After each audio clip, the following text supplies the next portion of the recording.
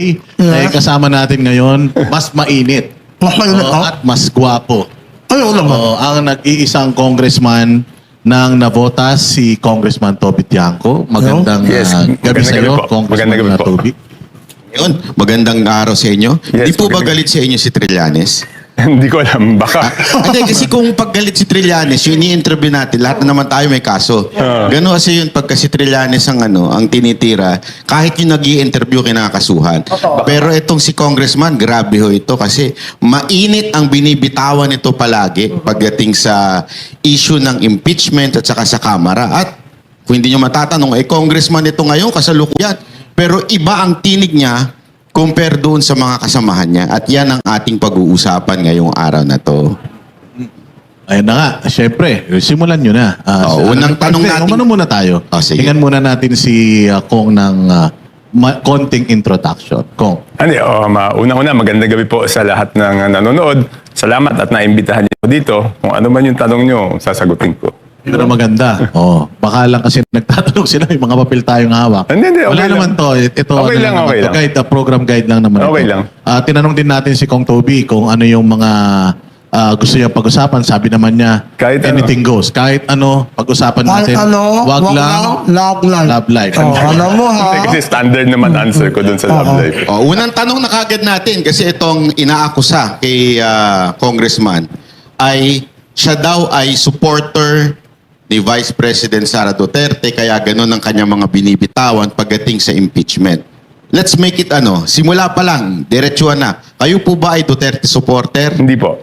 Pasensya na po dun sa mga supporters ni VP Sara Duterte. No offense meant, pero hindi po ako VP Sara Duterte supporter. Nakilala ko lang siya nung sila'y tumakbo ni President Bongbong Marcos na magkasama. Yun yung first time na na-meet ko siya. At syempre, after that, nakailang beses naman siyang pumunta sa Navotas. So, nagkikita kami. Pero, syempre, nung nagkaaway na sila, hindi na siya pumunta doon. I think 2-3 times siya pumunta doon.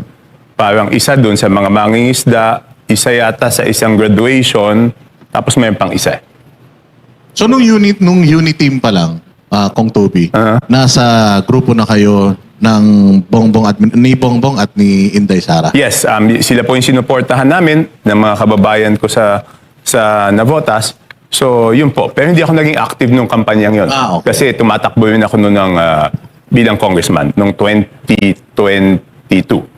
So fake news yung kumakalat sa social media. Na. Kasi may kumakalat na parang meme sa social media na may parang sinasabi mo na hindi ka hihinto hanggat hindi nananalo si VP Sara. Something like that. And then, hindi pa ako decided kung sino yung susuportahan ko sa 2028. Pero yan naman ang problema, di ba? Pag hindi nila magustuhan yung sinasabi at tila pumapabor kay VP Sara, sasabihin na nila na DDS ako.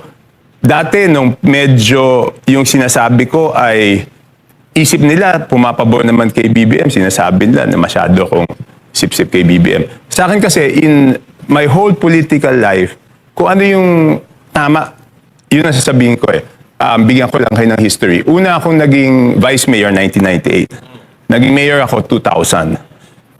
From 2001 to 2010, ang presidente nun is si GMA.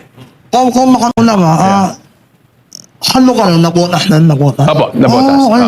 Ano kung nabotas lahat, ha? Apo. Oh, Nag-mayor kaya- muna ako hanggang 2010. So, nung time na yon, ang presidente nun si GMA. Mayor ako pero buong 9 years na yun, hindi ko kakampi si GMA, no?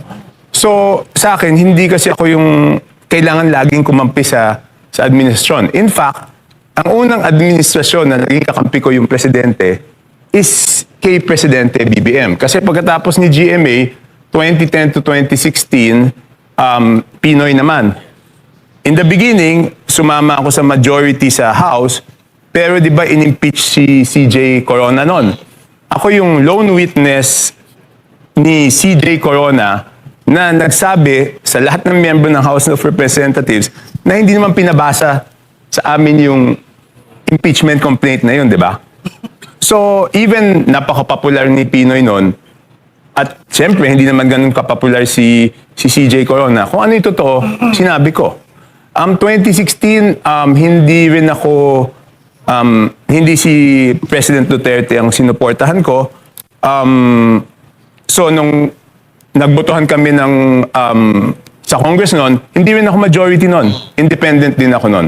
So sa akin, kung alin yung tama, doon ako pupunta. Minsan nga, yung tama, hindi nga siya popular. Pero ang prinsipyo ko kasi is, what is right will always be right, even if it is unpopular now. Kasi later on, mapapatunayan naman na tama ka. Hindi mo lang alam kung 1 taon, 2 taon, 5 taon. Pero yun lang ang prinsipyo ko eh. So, kaya hindi ako yung papalit-palit ng pag ito presidente, kakampihan ko yon. Pag ito presidente, kakampihan ko. Pag ito presidente, kakampihan ko. Hindi ko kailangan sumipsip eh. Kasi kung maayos yung presidente, susuportahan ko siya sa mga programa.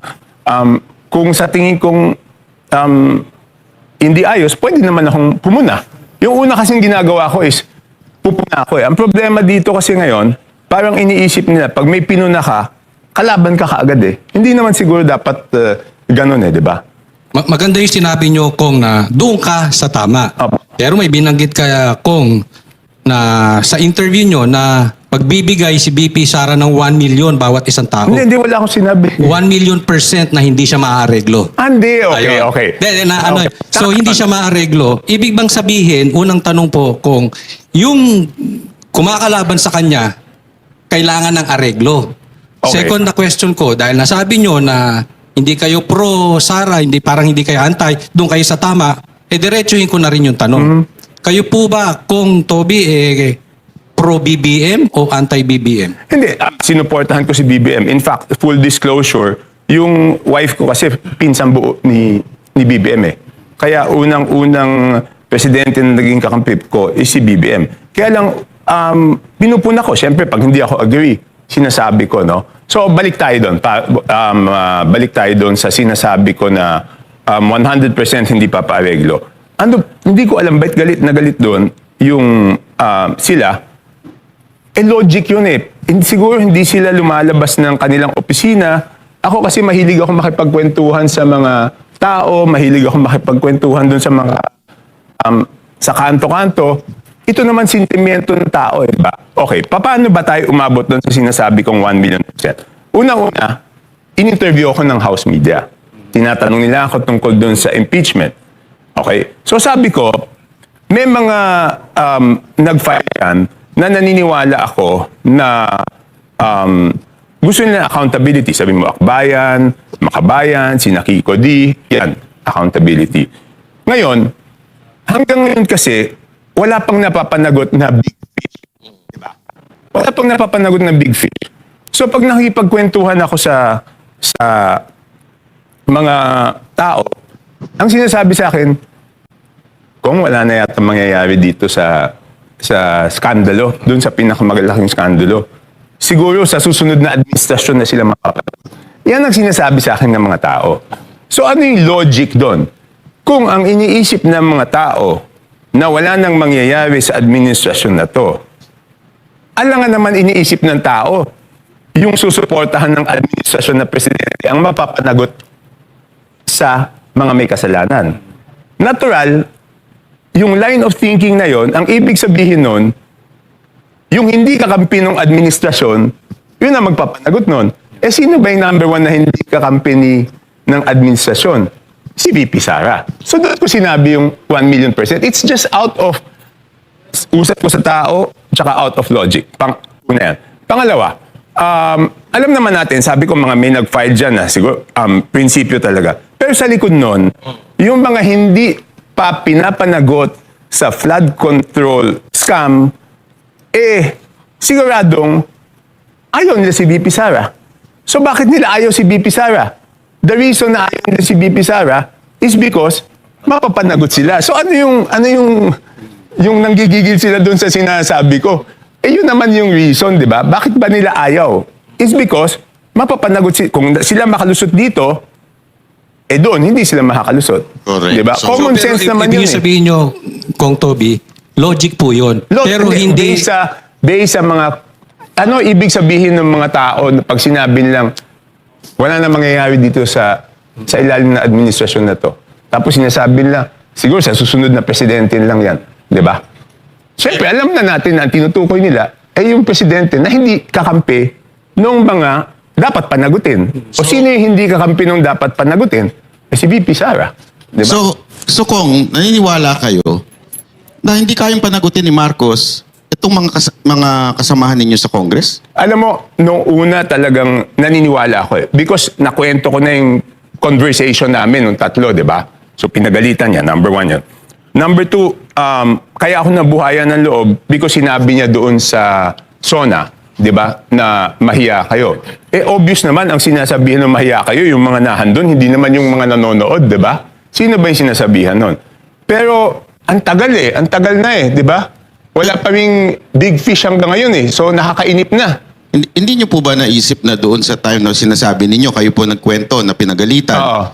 ni Marcos si Romualdez? Oo. So may alam si Marcos sa nakawang nagaganap. Hindi, alam niya, natuklasan lang niya yun nung time na yun eh. Kasi may nagsumbong sa kanya. Okay? Ang nangyari kasi doon, ganito, no? Ang sinumbong sa kanya exactly is yung mga foreign assisted projects hindi pinopondohan. Kasi, di ba, lahat na naman ng tao alam to, it's because yung linalagay na sa unprogrammed yung foreign assisted projects na dapat may counterpart tayo, tapos yung binibenta nilang proyekto, yun ang linalagay na sa program. Kasi, kung ilalagay mo sa unprogrammed yung binibentang proyekto, walang bibili.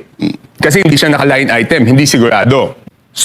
So, linalagay na sa unprogrammed, tapos yung mga binibenta, nilalagay niya sa program. So, pinagalitan niya noon. At sinabi niya na dapat ayusin yan sa BICAM. Kaya lalong nagalit is because hindi inayos sa BICAM. Pero kung nakikita na pala ni BBM yung problema noong time na yun, may nagsumbong na sa Yes. kanya, tapos nagkaroon ng BICAM, bakit niya pinirmahan? Hindi. Okay, ganito.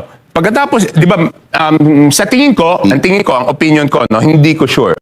Ang tingin ko, worried sila doon sa reenacted budget. Yun ang tingin ko. Kaya ang ginawa naman noong time na yon is, di ba, ang ginawa dahil ang daming pinasok, di ba?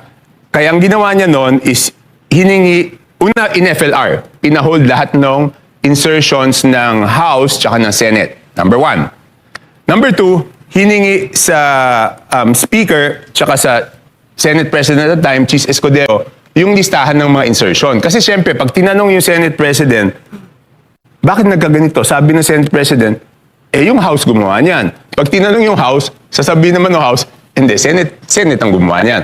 So, kinuha lahat ng listahan. So, ang nangyari nun is, nung kinuha lahat yung listahan, yung Senate, sina Chis, binigay within 3 days. Yung House, Marso na, hindi pa rin binibigay yung listahan ng insertion sila. So, tinatago nila. So Kung, when you say yung FLR, di ba, for later For release? later release, Oo. oo. So, can you say now na until now, it's hindi pa nare-release yun? Hindi, kasi may mga legitimate projects naman. Kasi doon sa, ang pinahold is yung buong insertion sa BICAM. Hindi naman lahat ng insertion masama eh. Kasi ang insertion talagang nagkakaroon na amendments naman yun eh. Sinasabi ko nga, kaya tinawag na insertion yan. Kasi dati, nung hindi pa computerized, sinisingit yan last minute. Kaya nagkaroon ng word na insertion. Ngayon, may mga legitimate. Kahit ako, nag-request ako na bigyan ng amendment doon sa budget. No? Pero hindi ako member ng BICAM. So, kasi legitimate, nakita nila, pinagbibigyan. So, ang ginawa doon, lahat ng legitimate, pinago. Pero yung huling nakita ko yung listahan was July 29, 2025. Merong mga 80 billion na talagang hindi na pinayagan. So yun ang nangyari nun. At yun yung sinasabi ko na dahilan kung bakit, kasi alam ko na insertion, di ba? So yun yung sinasabi ko na nung first impeachment, yun ang dahilan kung bakit nila pinilit. Because it does not make sense, di ba? Feb 5, last session day namin. Okay? Ang susunod na session is June 2. So sabay naman kami na Senate. So alam namin sa House na wala ng oras yung Senate para talakayin. Okay. Bakit ipipilit yung impeachment ng Feb 5 kung June 2 pa yung tatalakayin sa Senate? So ang sabi ko noon, ang dahilan talaga noon, ng Feb 5, no? Hindi rin ako pumirma noon. Sabi ko, ang dahilan noon is because na FLR yung mga binentang proyekto. At kung may kilala kayo sa DPWH, magtanong-tanong kayo, nung time na yon, medyo rattled na yung mga contractor kasi binayaran na nila yun eh. Tapos in FLR, paano mangyayari? So yun ang mekanismo na ginamit para hingin na i-release. Kasi alam ko yon dahil noong March 25, tinawagan ako ni Congressman J.J. Suarez. Sabi, request mag-meet kami ng gabi sa Manila Golf. So nag-meet kami. Sabi niya sa akin, Toby, tulungan mo naman kami na ilabas yung mga ano.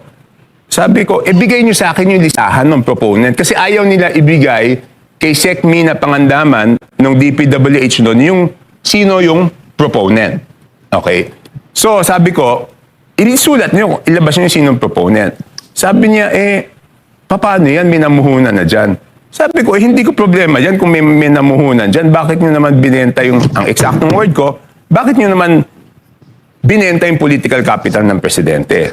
Tapos nung hindi siya doon, sabi niya, pinangako natin yan doon sa impeachment ni VP Sara. Sabi ko, hindi ko alam yan. Kasi hindi man ako pumirma. So tinanong ko si presidente, sabi ko, sir, pinangako daw yan sa impeachment. Sabi niya sa akin, Toby, walang usapang ganun. Hindi natin i-release yan dahil yan sa bagay na yan. Pero, nung sinasabi ko yan, nung Marso, walang gusto maniwala sa akin, di ba? Sabi, sinungaling ako. Ano nangyari nung pinatawag sa Senate Blue Ribbon Committee? Lumabas na totoong may bentahan. Di ba? Hindi lang si Engineer Bryce Hernandez, Engineer Alcantara, sino pa ba?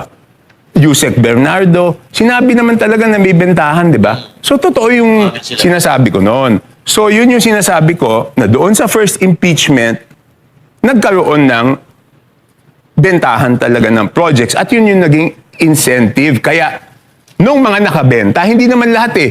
Yung ibang congressman, ginamit na lang yun na tinakot-takot. Number 2, yung mga congressman nun, which makikita nyo naman doon sa mga Facebook ng mga pumirma, di ba sabi nila, pasensya na po kayo, pumirma kami kasi... Hindi yung project. Kasi yung projects naka-FLR eh. Di ba sabi, ihinto yung ayuda, AIX, AKAP, tupad, tsaka yung pinakamahirap doon yung MAIP. Sila mismo nagsasabi yung mga pumirma eh. Tsaka alam ko naman first hand na hinold talaga doon sa mga hindi pumirma eh. Pero kung let's go back to Okay. your controversial Okay. statement Okay. regarding kay VP Sara Duterte. So, sinasabi niyo na parang hindi maaareglo si VP Sara Yes. Duterte. So ngayon, would you say na talagang hindi kaya ni Marcos na panagutin itong mga congressman ngayon? Alam mo, Or naaareglo ba ang presidente? hindi ko pwedeng hulaan kung ano yung dahilan bakit Walang nangyayari. bakit mabagal eh. Pero 'di ba, ang sabi ko noon openly on the very first time, pinsang buo niya si Martin Romualdez, 'di ba? So ang problema doon sa sitwasyon niya is kailangan niyang patunayan eh doon sa tao. Ang expectation ng tao since pinsan mo, absueltohin mo o proprotectionan mo. So ang sitwasyon niya is kailangan niyang patunayan sa tao na hindi na proprotectionan. So nung sinasabi ko yung mga bagay na yun, nagagalit sila. Hindi ba tama? Hindi ba tama na sabihin ko sa'yo, oy, kailangan ang iniisip ng tao, proprotectionan mo yan dahil pinsan mo yan. Dapat patunayan mo sa tao na hindi mo proprotectionan. Anong masama doon? Wala naman akong sinasabing masama doon. Pero do common you sense think yun. yung ICI na ginawa ni Marcos is a failure o gawa-gawa lang yon para lang for optics lang? Okay. Yung ICI, magagaling yung mga in-appoint niya, di ba? Kaya lang, ang disappointment ko doon sa ICI is nag-file ako ng batas para maging institutionalize siya. Yung infrastructure, Independent Commission Against Infrastructure Corruption. So, Final ko yon, naka-break kami, undas break. Tapos, nung naka-break kami ng undas break, pagbalik namin ng November 13, minarathon hearing namin yon 1 to 6 p.m. So, natapos. Tapos, pinatay lang nung mga hindi na pinalusot sa Congress. So, LEDAC measure yun, di ba? Kasama siya sa LEDAC measure. So, anong ginagawa ng mga kasama namin sa Congress? Bakit nila hindi pinapapasa yung priority bill ng presidente? Ako naman, kung ako'y presidente, kakampi ko yung mayorya, dapat sumunod sila doon sa LEDAC measures ko, di ba? Pinagmamalaki nila na may pinasa silang 18 LEDAC measures. Eh bakit yung ICAIC bill ayaw ipasa ng mga kampi ng presidente? So that just shows talaga na talagang may mga nahandun sa Congress na takot sila dyan sa investigasyon na yan. So, anong sa tingin ninyo? Sino ang problema? The President, the former Speaker, or the present Speaker? O baka naman pati yung anak niya? Sino sa tingin ninyong problema? But every time na sinusolusyonan ng corruption, like what you said, yung bill na gusto ninyong mangyari, walang nangyayari. What's the problem with the Congress? Okay. Definitely yung former speaker, maliwanag na yun eh. Hindi magagawa ni Saldico lahat ng mga to kung walang approval ng former speaker. Sa tingin ko, hindi naman pwedeng magawa ni Saldico yon nang walang approval. Okay. Yung bagong speaker, si Boji, yun na nga eh. Yun ang, alam mo, mabait siya, kaibigan ko siya. Pwede ba dapat gawin niya itong mga bagay na to eh? Si majority leader naman, siya yung majority leader eh, di ba? Ang LEDAC bill yan, so it's a LEDAC measure of Malacanang. You are the majority leader. Di ba dapat ipasa mo yung LEDAC? Unless, hindi ko na alam, hindi na ako masyado nakikipag-usap. Ano ba yun? Nape-pressure sila sa mga kakampi nila, iniisip nila na pag tinuloy nila to, iiwanan sila ng mga kakampi nila. But para sa akin, yung mga politiko, you cannot satisfy them eh. Politiko din ako, because of taon na maghusga. Ang politiko, ang iniisip nila lagi is yung interest nila, di ba? 2 years na lang presidente si BBM. Pag hindi na presidente si BBM, wala na, iwanan na kayo niyan. Di ba? So, ang pinakamahalaga, habang nahandyan ka, gawin mo yung tama, hindi yung papasayahin mo yung politiko. Dahil yung politiko, wala yan eh. Pag wala ka na sa pwesto, Pero ito, Pero tapos na, wala na. Pero kung dugtungan ko yung sinabi, kasi sinasabi nyo na hindi dapat baliwalain si speaker, dating speaker, na hindi niya ipagtatanggol. Pero dito nakukonfuse yung taong bayan eh.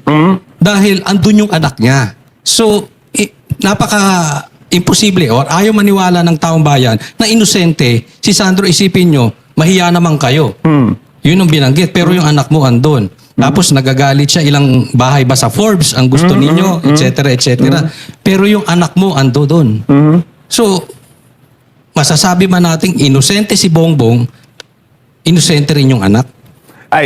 Alam mo, syempre, pag ako nagsabi na alam ko, dapat first-hand information, di ba? Ito kasi, hindi ko alam kung anong sitwasyon niya. No? But the point is, ilagay natin dun sa trabaho niya, di ba? LEDAC measure. So kung LEDAC measure yan, ba't hindi nila sinama doon sa 18 LEDAC measure? Wala na yun, tapos na yun eh. Wala nang pinag-uusapan doon. Nagka-agree na kami lahat ng author kung anong version ang ipapasa. Kong, ang tanong ng taong bayan, pwede ka naman sumakay sa mga trip nila, sa mga ginagawa nila. Unang tanong, bakit iba yung landas na pinuntahan mo? Bakit ka kumonta sa kanila? Tutuusin, magkamag-anak si Pangulo at si Speaker Romualdez, then relative kayo. Pangalawang tanong, may usap-usapan kasi, kaya po kayo nagagalit kay Speaker Martin Romualdez dahil expect daw kayo na maging Speaker of the House. Parang, Okay. Yeah. So, bakit hindi ako sasama sa kanila? Masisira ako dun, di ba? Ibig sabihin, pag sumama ako sa ganong usapan, masisira naman ako. Bakit naman ako sasama dun? Pero ang totoo nun, hindi ko nilang pinapansin eh. Kaya lang malakas ang loob ko magsalita is nung sinabi ni Presidente, mahiya kayo. So, ang isip ko nun, seryoso siya. Kasi pag hindi kasama yung presidente, walang mangyayari dito eh. 'Di ba? Kahit sabihin ko 'yan, kung hindi kasama yung presidente, walang mangyayari. So noong una, hindi lang ako kumikibo. Pero kahit tignan niyo yung history, unang nagsalita ako diyan, other than the reason for impeachment was noong pagkatapos ng SONA, 'di ba? Number 1 yan. Number 2, ano yung pangalawang... Pangalawa, masama lang daw loob mo Hindi. kay... Di ba sinabi ko, right? Sabi ko, kahit matanggal siya, hindi ko tatanggapin yung pagiging speaker. Hindi ko naman talaga tinanggap eh. Okay. Ba't in-offer ba sa iyo yun, Kong? Hindi, ganito nangyari niyan eh. Siyempre, nung tatanggalin na, nag-uusap-usap kami nila Albi, Benitez, tsaka ni Duke. So, nung tinanong kung interesado ka, sabi ko hindi. So, si Boji na lang. So, sinuportahan ko si Boji noon. Kaya nga, di ba, nung unang nagsimula kami ng 20th Congress, independent ako. Tapos, nung si Speaker Boji ang naging speaker, bumoto ako sa kanya. Pero, hindi ako tumanggap ng kahit anong chairmanship, kahit nga membership, hindi ako tumanggap. Kasi sabi ko, tignan ko muna. Baka naman, hindi rin masusunod si Boji dito, ano gagawin ko? Di ba? So, Sige. kung sinabi nyo kanina na hindi magagawa ni Saldico kung wala si Martin Romualdez. Yes. Ang pinagtatakahan po ng mga netizen at mga kababayan natin, bakit tinatrabaho or talagang willing hulihin ng administrasyon si Saldico, pero bakit hinahayaan si Martin Romualdez? Hindi ko alam kung ano yung frustration. Kaya nga di sabi ko, ako frustrated, ako disappointed. Sinabi ko rin dun sa same interview na yun. No? Even si Saldi ko, hindi ko alam kung seryoso ba talagang ulihin. I mean, di ba, nung unang-una, sinasabi ko doon sa DFA, cancelahin yung passport. Sinasabi nila, nako, legally, hindi pa pwedeng cancelahin yan, di ba? Hindi ako agree sa DFA noon eh. Kasi pag nakasulat doon, unless kung national security, pwede mong kanselahin. Di ba noon nagkakagulo nga because of Saldico? So pwedeng national security issue yun. Pangalawa, may abogado naman si Saldico. Yes. Di kanselahin mo, pag question, depensahan nyo. Pero hindi ko na matanggap yung stand na hindi pa pwedeng kanselahin. Sumunod, ang tagal na noong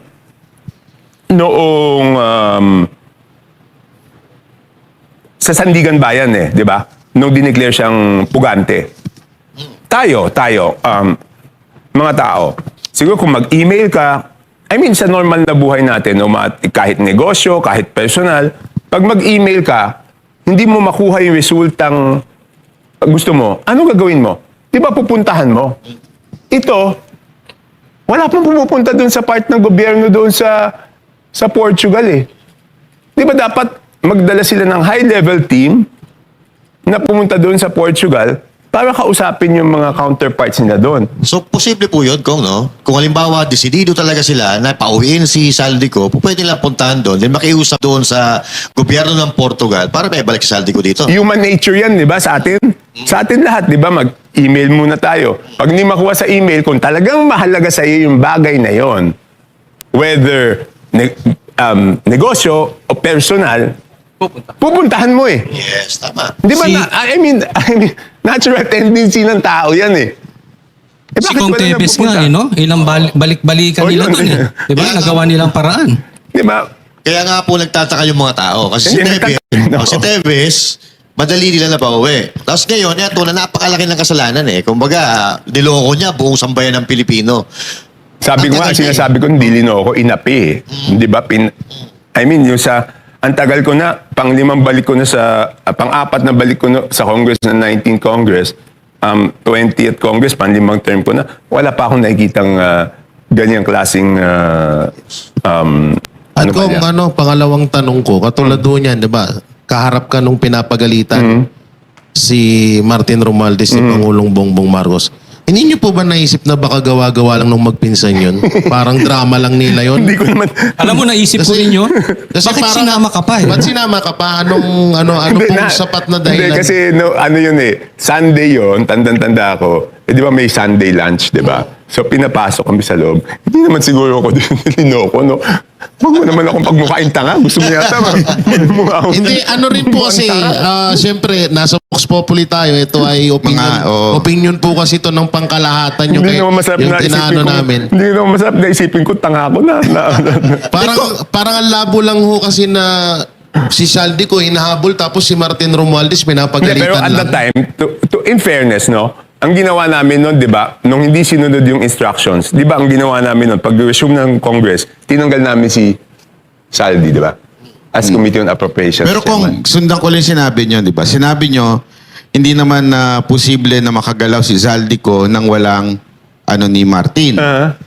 Pero sa tingin nyo po ba, makakagalaw si Martin nang walang ni BBM?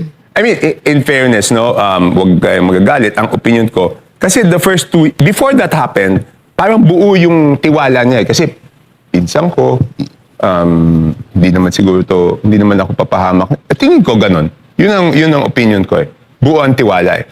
Kaya rin ako naniniwala na nagalit because, di ba, kung isang tao pinagkatiwalaan mo, tapos pinahamak ka, natural, magagalit ka. Pero kung that's the way na nangyari, but until now, ganun pa rin ang nangyayari. Which is, di ba, sana, nawala na si Romualdez. Kaya lang halos inulit din yung 2025 budget style of corruption ngayong 2026.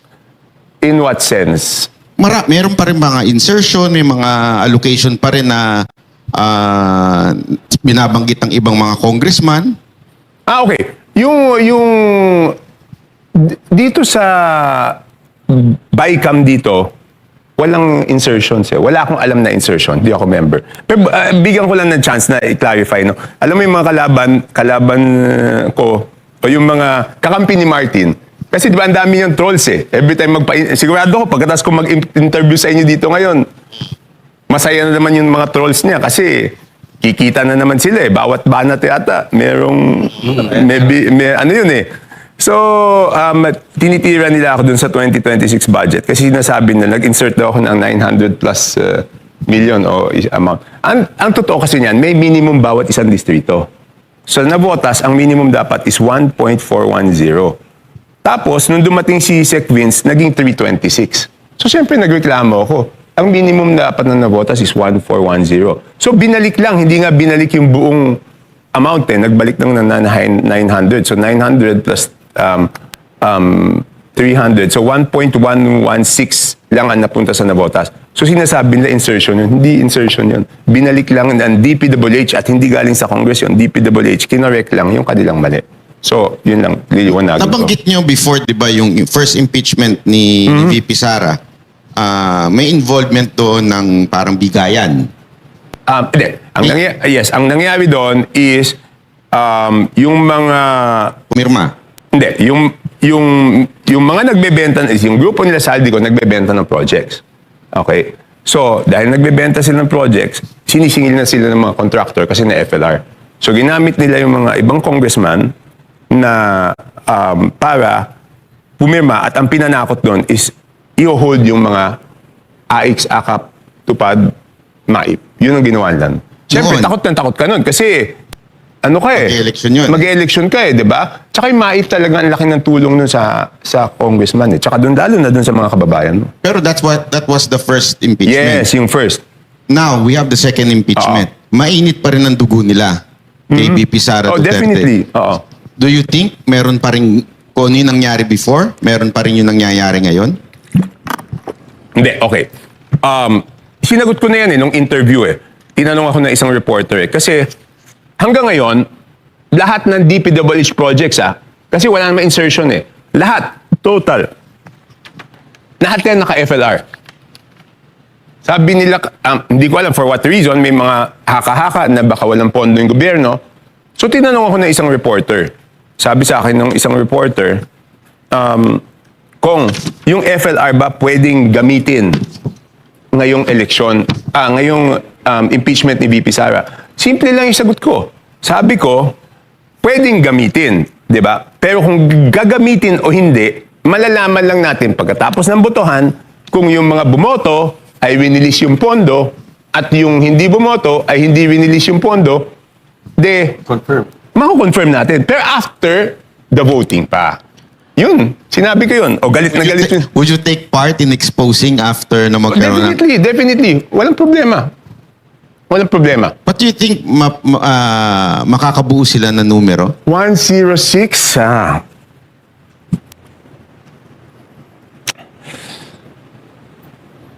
Kasi pag, okay, ganito lang isip ko.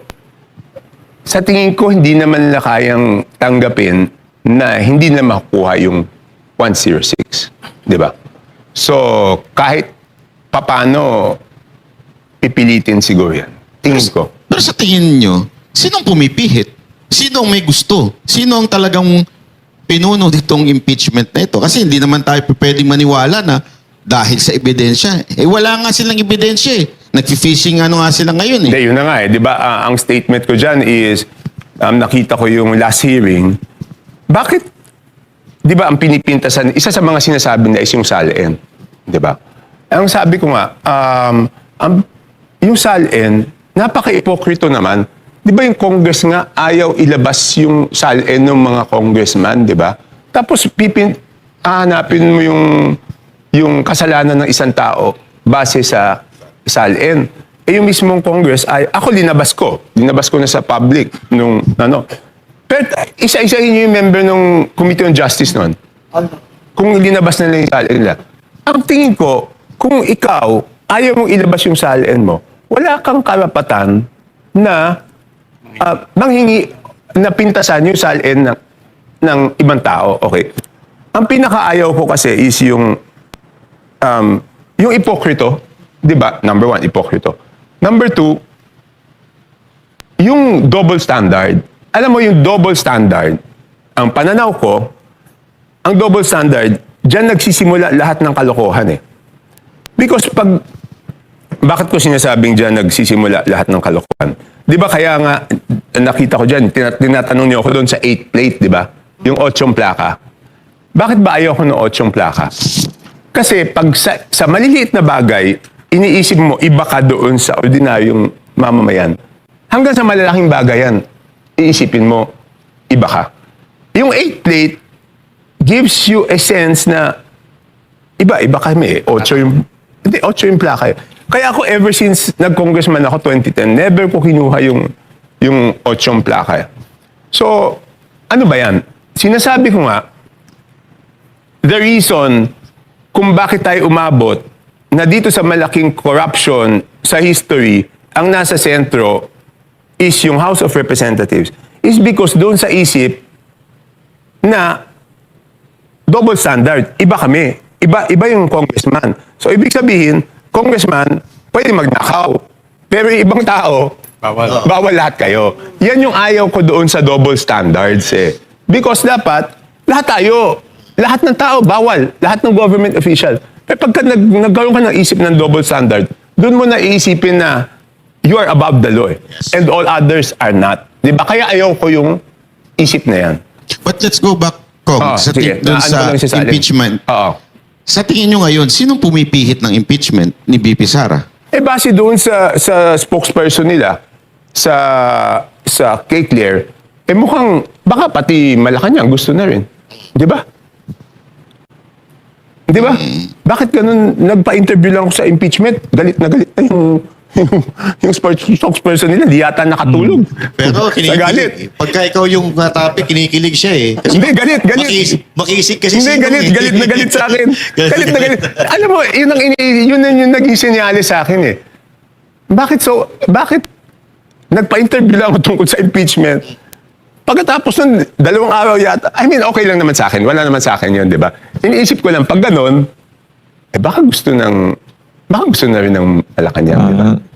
Kung untouchable, parang ganyan ang tingin sa inyo eh. Kasi naalala nyo yung umatake sa gobyerno si Lebiste, tsaka si Kiko, binanata ng mga kasama nyo.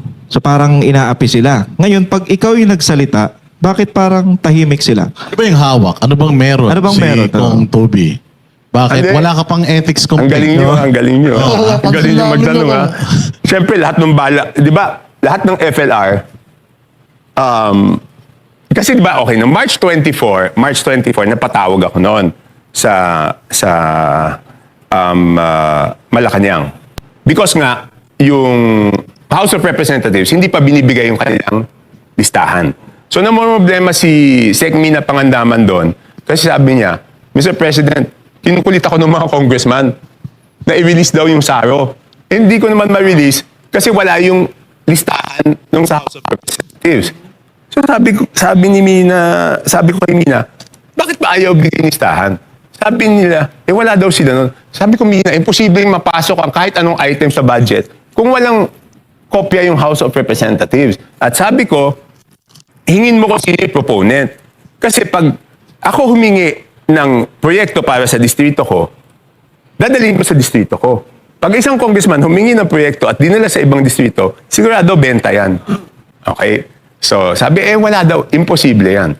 So, doon kami nagkausap ni Congressman J.J. Suarez. So, siguro bakit yung iba hindi nila ako tinitira? Alam ko magkano yung kanila eh. May hawak ka pala ng ano. Ito pa usapan natin ngayon. Last week, inaway ako ni Asidre, di ba? O, di nilabas ko na yung tingog. Isipin mo, tingog, party list, ha? So, takot sila sa'yo. 5.96 billion. Isang party list sa insertion pa lang. Pero kung ang 5.9. party list ba hindi usually may ganyan? Meron, 150 yata. Million. 150 million. 150 million lang. Yung This sa one, kanila, 5.96 billion. kasi walang Siguro kasi si Yeda nahandun, di ba? Kaya pala tumahimik si Asidre sa pag-atake sa'yo. Hindi, tinitira pa rin niya ako, pero ayaw niya sagutin kung bakit kailangan dumaan sa kanila yung proyekto ng distrito at hindi yung district congressman. Ayaw niya sagutin yun. Ngayon, kung in terms of yung kanina, nabanggit mo yung sa hypocrisy, patungkol sa SALN. Ang Congress gusto rin na in-audit din ang Office of the Vice President, And nagsimula ang lahat ng gulo na ito nung in-expose ni Pangulong Duterte sa gikan sa masa para sa masa dito din sa SMNI yung liquidation by certification. Yes. Oh, so are you in favor na itong liquidation by certification ma-abolish na ito? Hindi, ako, in favor ako na buksan rin yung libro ng House, no? Pero admittedly, yung sinasabi na kasi yung MOE, di ba? Na sinabi yan yun noong, di ba? Magkapasko talaga, di ba? Ang nakasulat kasi talaga doon is nakasama yun doon sa sweldo namin. Nakahiwalay yung sweldo. At yung MOE is supposed to be for office expense, district office expenses, no? So, ngayon, kung gagawa ang COA ng bagong guidelines na hindi pa pwede yung liquidation by certification, wala namang problema sa amin yun. Kasi talaga namang ginagasto sa distrito yun. And do you think may mga congressman na hindi dinadala sa distrito yung mga budget nila? Hindi ko alam eh. Kasi pag ginastos mo yun sa distrito mo, kulang pa yun eh. So, bakit naman hindi nila dadalhin yun sa distrito nila? Unless sobrang laki yung, hindi ko alam, yung mga ibang AX-AKAP nila. Pero kulang yun pag ginastos mo sa distrito, sa dami ng pumupunta doon everyday. Comment na lang ako. Ano ko lang yung tanong niya kanina na kaya pala takot sa iyo yung mga congressman na may hawak ang alas. Alam mo yung magkano yung budget nila. So, ayun mo kami listahan. Mawawalan ako ng bala. Mawawalan ako ng bala. tinago yung bala niya. Mawawalan ako ng bala. Alam mo kung kailangan ako wala mong kwenta yung kaso sa akin. Ano kaso sa'yo? Alam mo lang yun. Bakit? Sino sinibel-libel mo? President Marcos. Ano ba yung sinabi Ang mo? sabi ko lang naman sa post ko, akala ko kasi tunay. Alin? Yung medical record, kumakalat na Medical record. yung sa health notes. Ikaw ba yun? Oo. Akala ko, ako Bakit mapati ako madamay sa'yo, ha? akala ko kasi tunay. Ilang araw na yung nakapost, so gumaya na ako. Pero kung ano nga ba talaga sakit? Hindi, alam din, diverticulitis. Dinadivert yung Pero Ikaw pala yun na kaso. tanong ko ako sa hawak ng alas. So, ikaw, malinis ka kasi wala, takot sila sa'yo eh. So, wala akong tinatago. Wala Sila naman. marami. Tama. Kasi, kasi alam mo, siguro, kaya ako nasa ganitong sitwasyon, kasi alam ko na nakahanda ako na kahit sino ang maging presidente, walang mahahanap na butas sa akin. Kasi nagsimula yung political career ko na hindi ko kakamping presidente. Di ba? 22 years bago ko nakakampi. Isipin mo kung doon sa 22 years na yon may tinatago ako, wala. Tahimik ka rin. Hindi ko ugali na palipat-lipat. Kaya titingnan nyo, ano ba ang reason bakit ang mga politiko palipat-lipat ng partido? Kasi di kung may tinatago ka, hindi ka pwedeng, paano ka pupuna sa gobyerno kung meron kang tinatago, Ay, naku, di ba? may kilala tayo dyan. So, ibig sabihin kong hindi ka pala katulad ng Remulla Brothers, no? Na patalon-talon, no?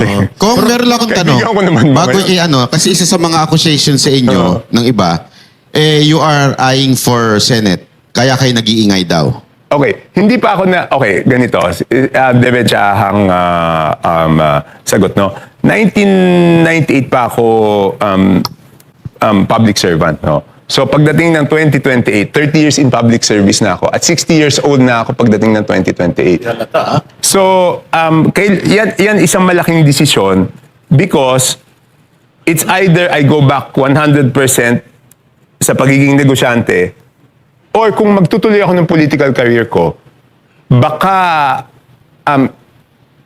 for the rest of my life, politician ka na. Hindi ka na, ang hirap Pero may term pa po ba kayo? May term pa ako, isa sa Congress. One term sa Congress. Meron pa ako isang term sa Congress. So madami akong options eh. So ito kung total, sabi nyo nga, asawa ng, yung pinsan ng asawa nyo po, si Pangulong Yes, Bongbong silang tatlo, Marcos. magpipinsan sila. So, ang ibinabatong kasalanan ni BP Sara sa impeachment ay yung 125 million na confidential fund. Sa tingin niyo po ba, hindi po ba karapat dapat ma-impeach si Marcos Jr.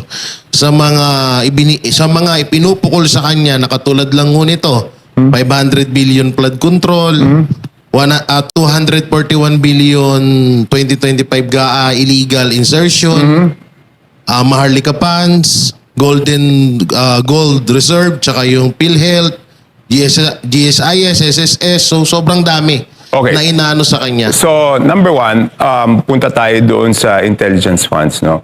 I mean, with all due respect doon sa mga kasamahan ko sa Committee on Justice, though napagbotohan na nila yan at sinabi nilang may substance, ako ang simpleng pananaw ko dito is doon sa intelligence funds na yan is that unang-una, yung notice of disallowance is appealable.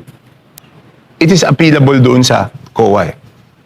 And even assuming na mag-rule yung COA doon, appealable ulit yan hanggang Supreme Court. So hindi mo pa masasabi na may kasalanan kasi under appeal pa yung notice of disallowance at wala pang finality doon. So hindi mo masasabi that there is graft and corruption.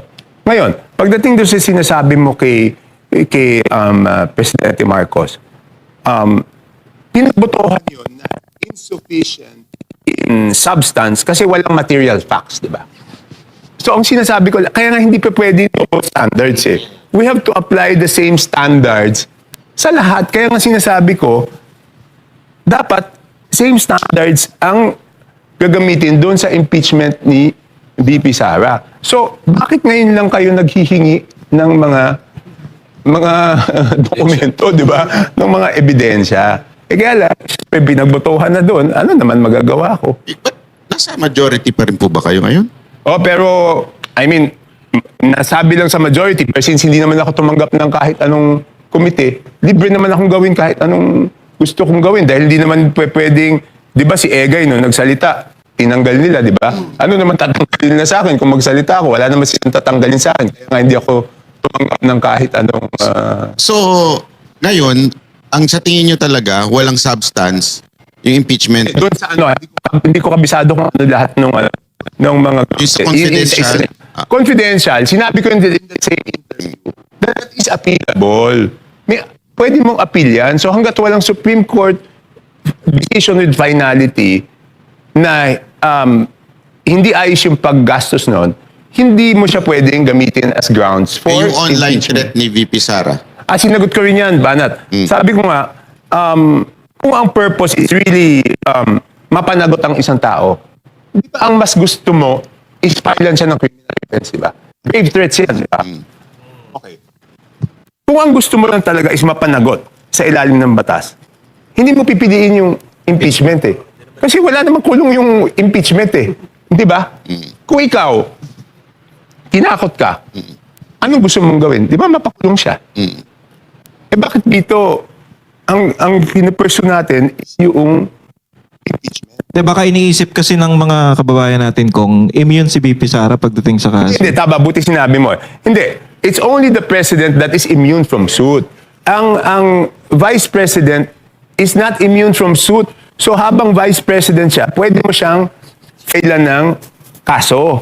So yun ang sinasabi ko, number one yon. Coach Oli, ibigay mo muna yung mic kasi nagdolo ko yung mic ni Kong eh. Number one yon. Number two, pag sinabi mong grave threats, who will determine kung yan ay grave threat? Kunyari siya tinakot, kahit magkapatid kami, hindi ko naman pwede sabihin na grave threat yun eh. Di ba siya lang ang makakapagdesisyon kung grave threats yun o hindi? Hindi yung ibang tao. Ito, bakit yung congressman ang magsasabi? Dapat yung mga sinabihan noon, si Presidente, si First Lady, si former Speaker, sila magsasabi na grave threats yun. At dapat, dinitis muna yun sa DOJ. Yun yung aking pananaw. What about kay Madriaga? What do you think of... Mahirap yun. Wala namang... Hindi naman masabi ni Madriaga saan nanggaling yung pera. Papaano... Di ba? Walang... Di ba dapat muna, pag...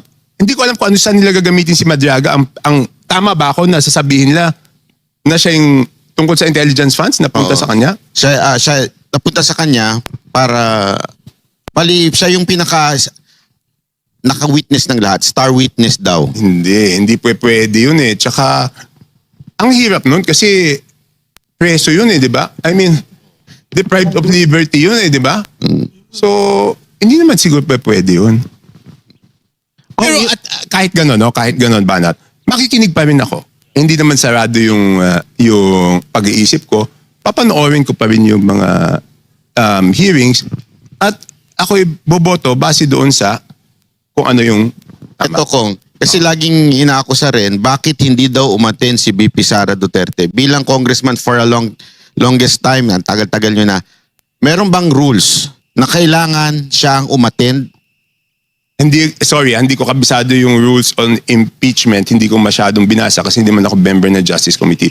Ang masasabi ko lang doon is ito na naman. Isa na namang problema doon na double standard. Alam mo, sa lahat ng committee namin, kung kahit hindi ka member, pwede ka magtanong ng kahit ano. Ang kaibahan lang ng member tsaka non-member is yung non-member hindi pa pwedeng bumoto. Dito sa ground rules na ginawa nila kay VP Sara, ang non-member, hindi ka pwede magtanong. Pwede ka lang mag-manifest. Di ba? Kaya si Paolo Marcoleta hindi makapagtanong. Puro manifest lang siya. Ano pa yung nagkaibahan natin? Ipare-pareho naman tayong congressman. Bakit isang halimbawa, sa budget hearing, hindi naman lahat ng congressman member ng Committee on Appropriation. Lahat pwede magtanong.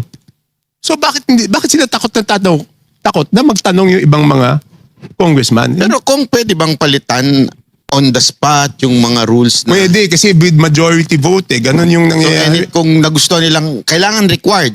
Pumunta. Pwede nilang gawin yun.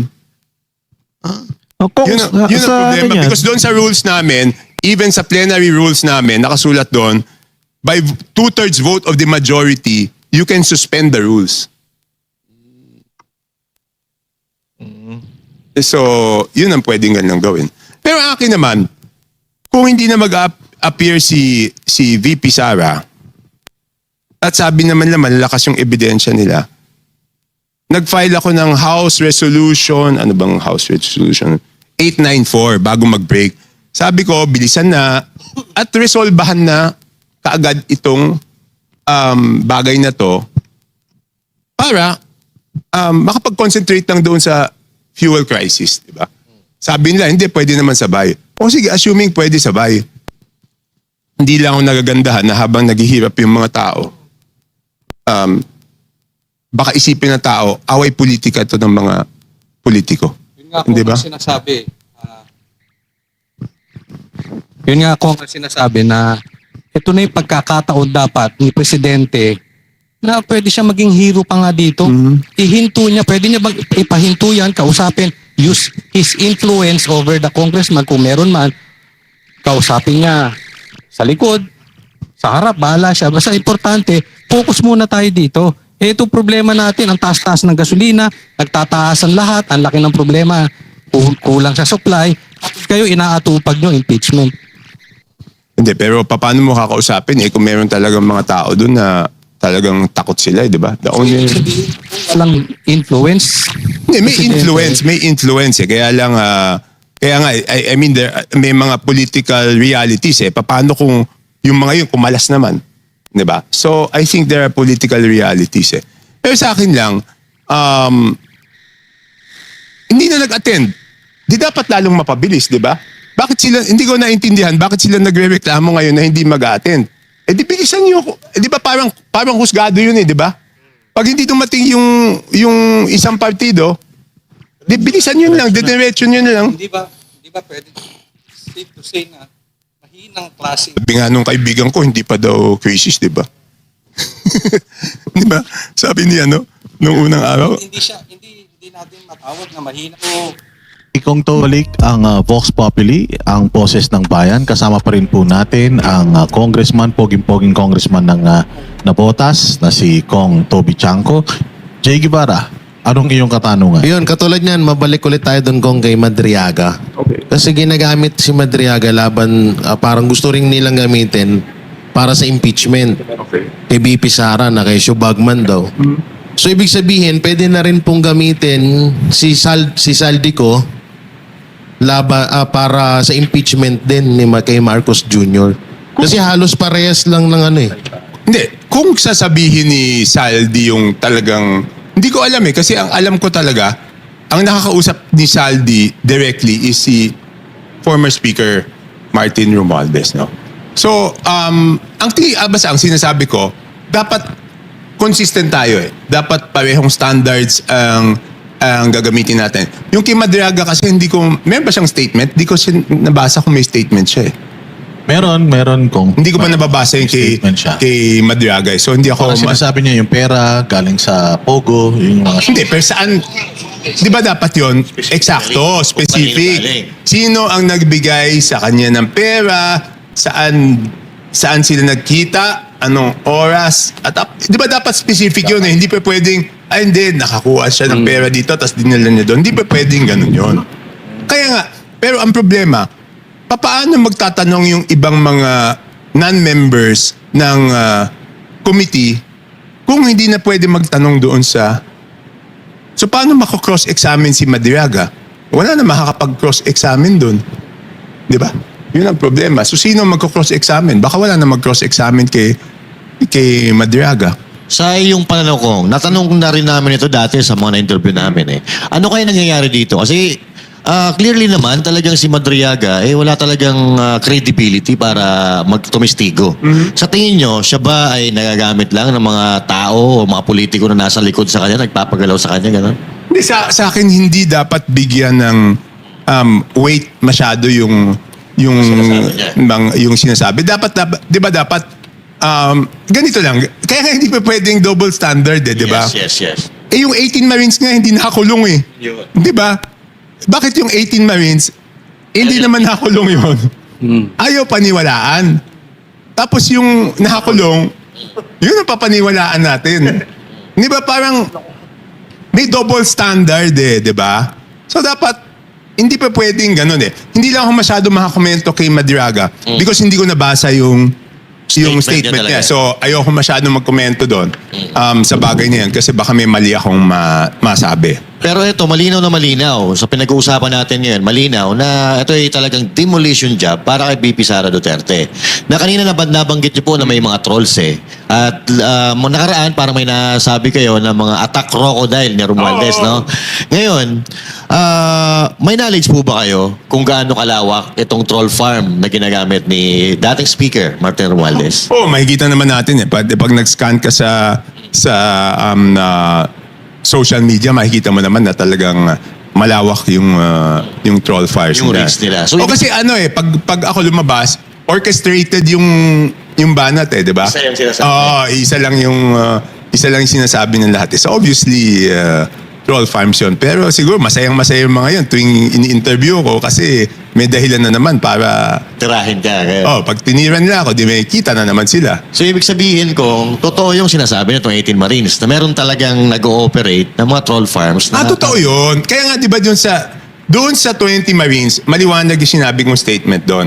May mga bagay doon na talagang naniniwala ako na totoo. Kasama na doon yung sa troll farms.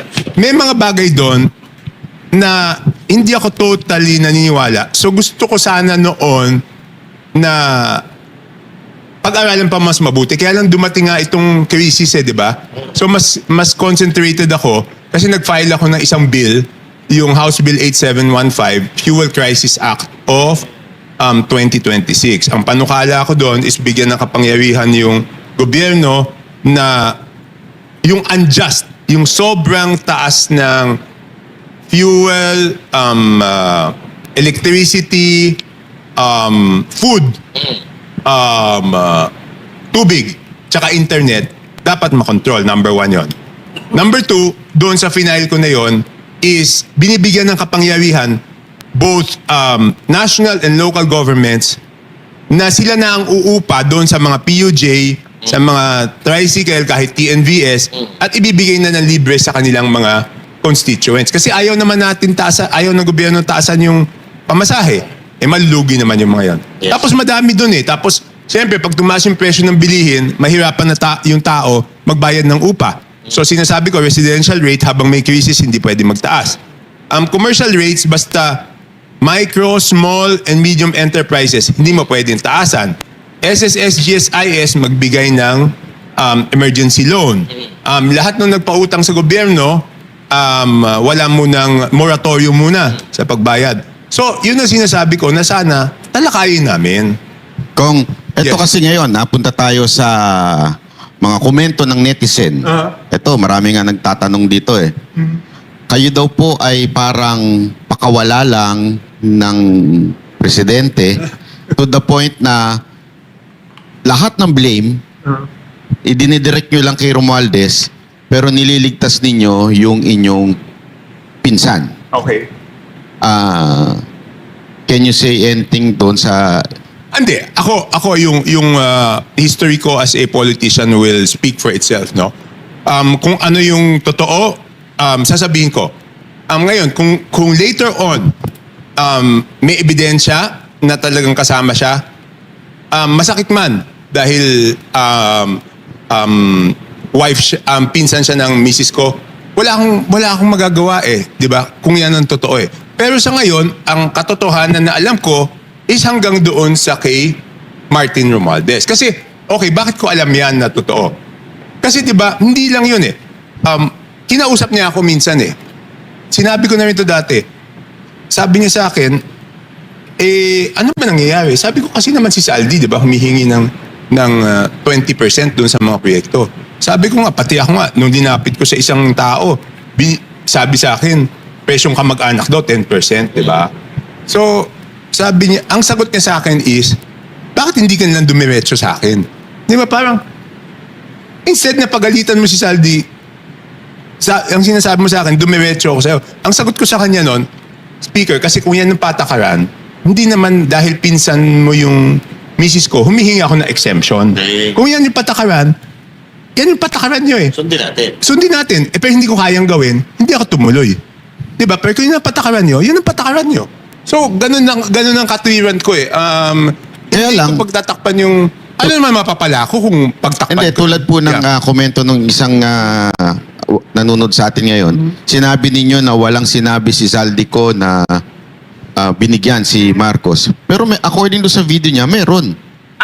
Hindi, sinasabi ko lang, hindi ko sinasabing walang, sinasabi ko, pag naging testigo si Saldi at sinabi niya na binigyan niya si Marcos, doon pa lang magiging impeachable offense. Pero sabi ko, based on my knowledge, hindi naman direkta ang relationship ni Saldi ko kay BBM. No? And some people might not like this. Sasabihin ko rin yung totoo, si BBM, ano yun walang luho yun So hindi ako makapaniwala na Walang ano niya? luhot, wala ring bisyo. At wala akong alam. Di ba? Hindi, pero ito ko Oo. kasi parang... Hindi, pero yung pagkaalam ko dun sa pagkakilala ko sa kanya for over ilang years? 30 years. I mean, some people might disagree, mababash ako, pero maayos na tao yun Mabait talaga Pero I mean, kasi- yun ang pagkakilala ko It's like, nangyayari, whether we like it or not, nakikita natin, there is a big corruption. Yes, correct. Kaya nga, So, it's either sangkot siya o inutil siya. I mean, yun ang problema. That's why he has to prove, babalik ulit ako sa kanya, na he is in the position to prove na hindi siya sangkot. Walang benefit. Ang problema sa sitwasyon niya is walang benefit of the doubt for him. Kasi pinsan niya si Martin. So ang sitwasyon niya is siya ang dapat magpatunay sa tao na hindi ako kasama dyan. Yun ang kailangan niya gawin. Pero do you think after kailan na yung sinabi niyang mahiya naman kayo? Until now? July 25 o 24? Kaya nga, until now, wala pang mapanagot na quote-unquote supposedly big fish na mapakulong. Until tagal, now, diba? wala pang big fish. Kaya nga, di ba? So, ibig bang sabihin po nun, wala talaga siyang ginagawa. Hindi, kaya nga frustrated ako, no? Pero nung isang araw, nakita ko yata si Boying, may sinabi yata siya na magiging mainit itong... Oo. Ang sabi niya, Kaya lang kasi, iba kasi pag nagsalita yun, marami sinasabi na hindi nangyayari. ano sabi niya? Mas maiinit Mas mainit pa daw. ang tag-init.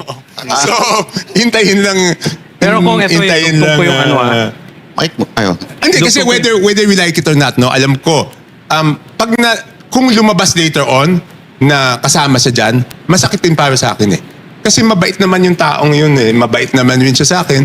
So if it comes out later on, nakasama siya doon, I will not be happy about it. Kaya I'll be lang- sad about it also. But I'll be sad, but I will have to stick to the truth. Kasi wala akong magagawa, yun ang katotohanan. Kaya lang Diba? ako- Ayoko naman banat na masama naman ako doon sa wala naman akong kasalanan. Kasi meron din tayong, ibig sabihin for so long, na-maintain ko tong pangalan ko na wala akong ganyan. Pero you're ready. Just in case but it's maglabasan pa Yes, I'm ready, but sinasabi ko, it's going to be painful. Kasi mabait naman siya, hindi lang sa akin. At naniniwala akong mabait siyang tao I mean, minsan sinasabi ko nga sobrang bait na hindi siya confrontational Alam mo, pag presidente, hindi talaga pwede yung... Hindi confrontational. No, because there are painful decisions that you have to make. Kaya nga ako nang hihinayang because yung isipin mo, nanalo ka 31 million votes,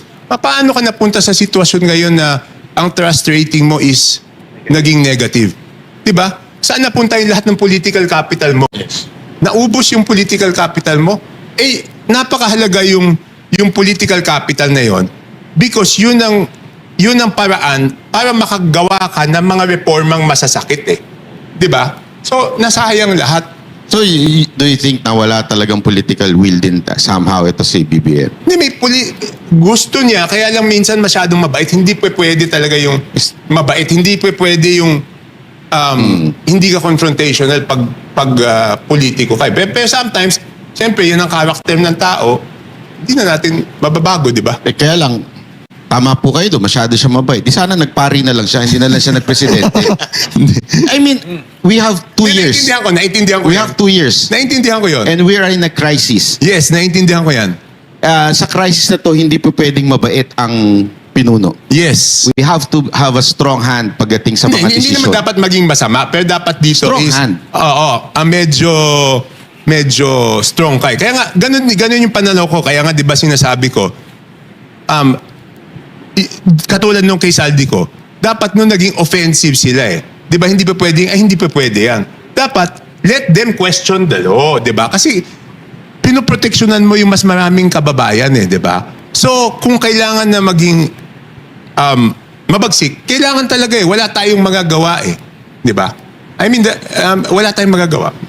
Putulan po muna natin pansamantala itong ang daming sinabi sa atin ni Ang daming sinabi sa atin ni Kong Toby pero hindi namin sasabihin sa inyo, secret 'yon. Abang niyo sa mga vlog namin ha. Pero Coach Oli, meron kang Follow-up gustong question, klaruhin? no? Follow-up question. Kasi nabanggit nyo na kahit kamag-anak ng inyong asawa, kung sa dulo mapapatunayan, no choice kayo. Yes. Ngayon, sinabi nung Marines na nag-deliver sila sa Ilocos Norte to the point na kung hindi ako nagkakamali sa aking pagkakaalala, si Sandro pa mismo, di umano ang tumanggap. Yes, yun yung sinabi nila. So, hindi ba sa tingin ninyo ito malaking ebidensya na?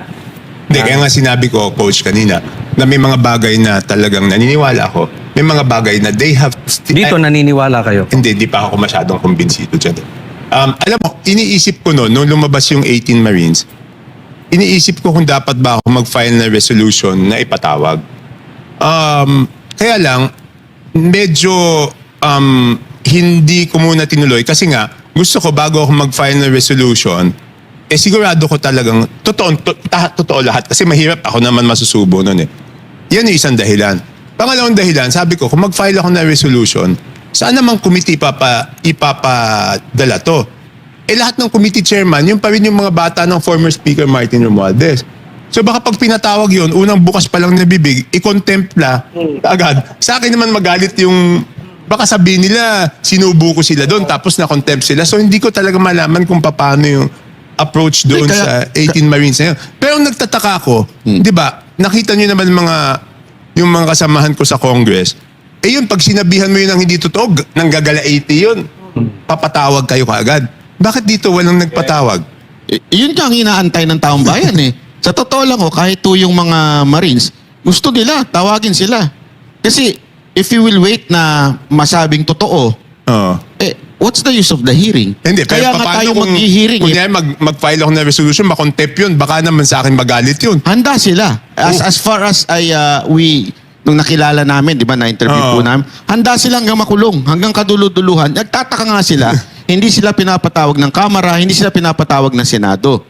Kung handa silang makulong, Pero palagay ko, kung simulan mo na, matutuwa ang taong bayan sa inyo. hindi kahit makulong yung mga yun. Kahit makulong. Oo, sa tingin ko kasi ang importante mapatawag, maimbestigahan. Sige, kausapin ko si Attorney Levy. Kilala ko naman si Attorney Levy dahil siya yung nagbigay sa akin ng mga ebidensya nung congressman ako noong sa Napoles eh. Kaya kilala ko si Attorney Levy. Kausapin ko si Attorney Levy.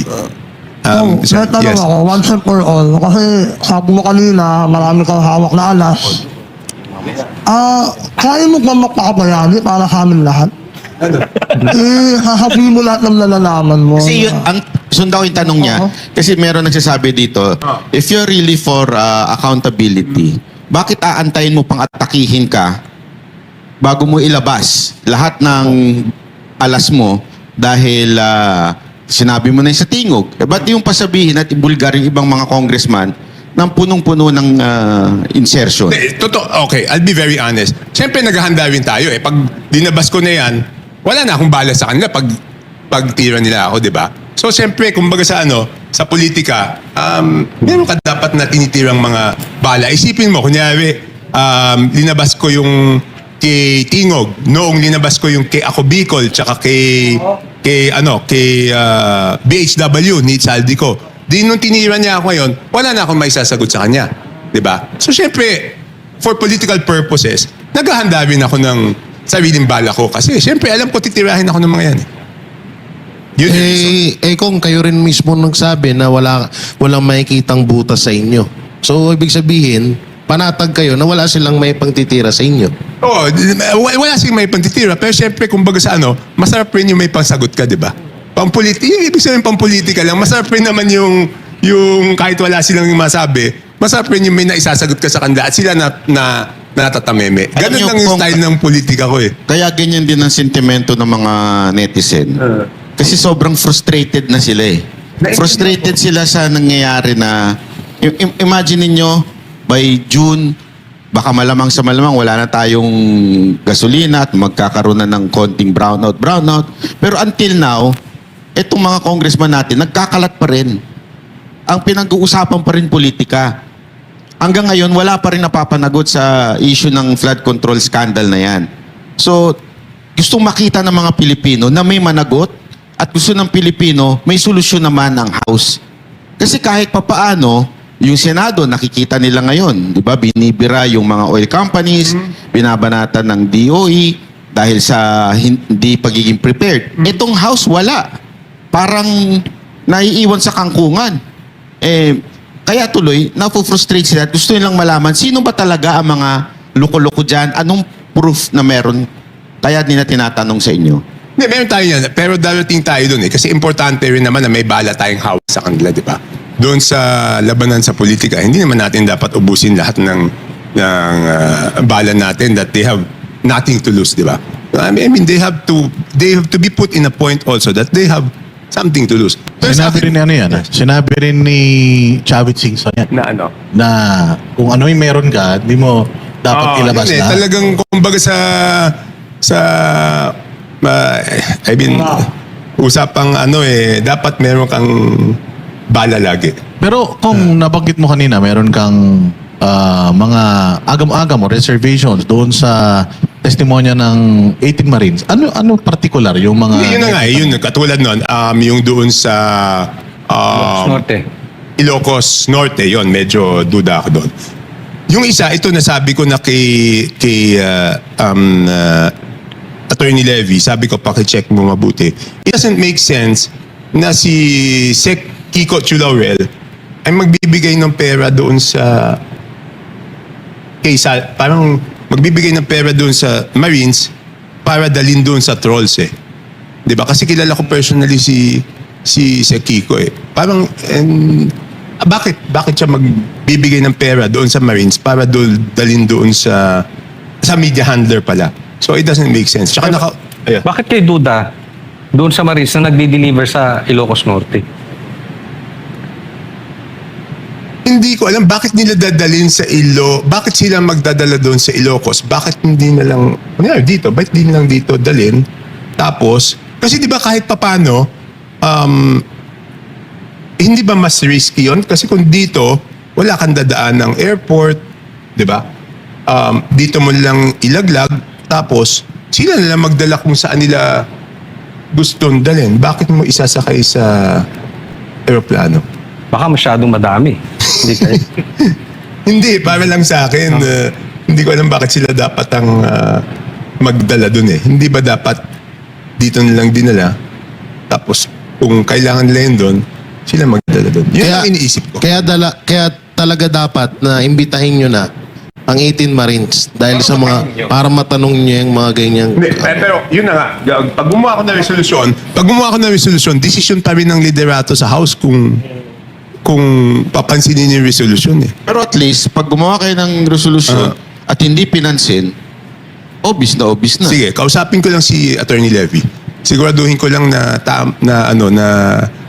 willing sumabak yung mga yun. Baka mamaya makakulong yung mga yun. Makakontempt yung mga yun.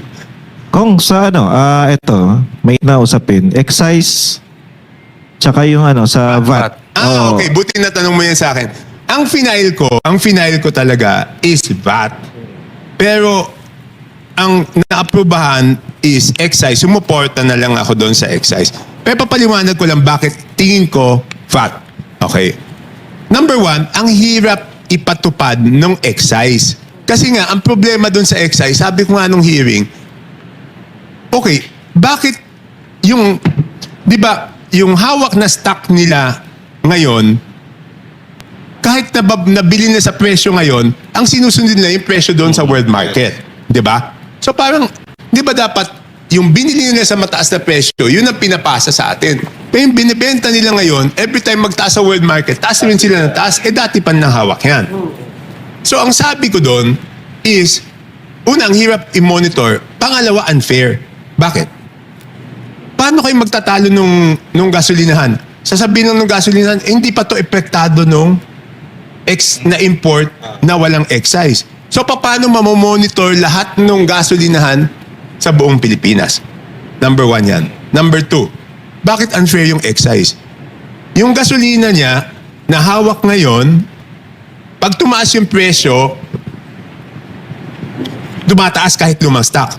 Pero yung excise, gusto niya, yung bagong stock pa lang, ang magiging pagbaba ng excise.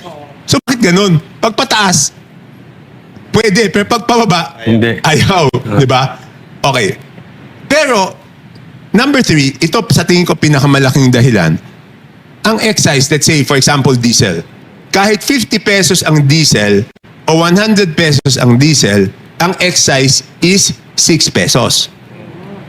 Ang VAT is 12%. So kung 50 pesos ang diesel, 6 pesos lang yung VAT. Pag naging 100 pesos yung diesel, naging 12 pesos yung VAT. So, yung dagdag na binabayaran niya, o dagdag na nagpapahirap sa kanya, is yung dagdag na kita ng gobyerno. So sabi ko, parang there's a moral issue kasi bakit habang nahihirapan yung tao, dumadagdag naman yung kita ng gobyerno. Number 1. Number 2, yung VAT, ang daling i-monitor. Wala kayong pagtatalunan kailan dumating yung fuel. Kasi pag sinabing today, walang VAT, tatanggalin lang yung 12%. So, hindi mahirapan mag-monitor. Karamihan ng problema natin dito sa mga ganyan is yung monitoring and implementation. Dito, pag tinanggal mo yung VAT, wala na kayong pagtatalunan dun sa monitoring. Kasi automatic, bawas ng walang 12% eh. So, ang dali-daling i-monitor eh. Tsaka mas malaki. Mas malaki, tsaka madaling i-monitor eh. Importante yung madaling i-monitor. Kasi, pag mahirap i-monitor, alam mo naman yung tao, di ba? Hanap ng lusot yan. Ito pa, paano mo lulusutan? Sa tingin nyo, Kong, we're going to survive this war? Ako worried ako Kaya nga, okay, sorry. Ako worried ako. Kaya nga hindi ko matanggap na habang, okay, I am for accountability. Walang problema doon, di ba? Pero kung tayo mismo na medyo komportable, nagwo-worry, ano pa yung mga kababayan natin na ang inaasahan lang nila is yung everyday nakita nila. Di ba? So bakit hindi yun ang pagtuunan natin ng Kasi pansin? pagtaas talaga nitong gasolina, tuloy-tuloy na ito. Lahat yan. Because pagkain, tataas, di ba? Because ng transportation cost ng delivery ng pagkain, tataas yan. Lahat na yan tataas. Kuryente, tataas. Dapat Ang sweldo hindi may tataas eh.